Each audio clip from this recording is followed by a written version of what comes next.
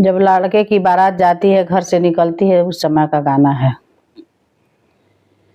अमवा के डरिया पे बोले कोई लरिया, अरे बोले कोई लरिया हो, सुगना लगावे लखराम।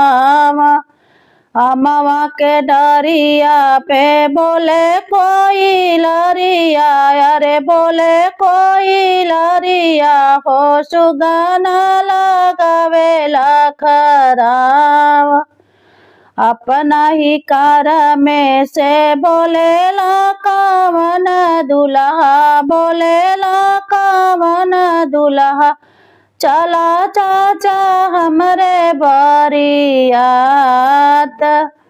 चला चाचा हमरे बरियात।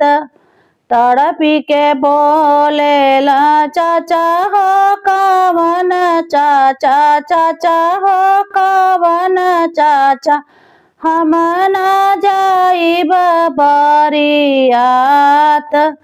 तड़पी के बोलेले चाचा हो कवन चाचा, चाचा हो कवन चाचा, हम ना जाइब बरियात।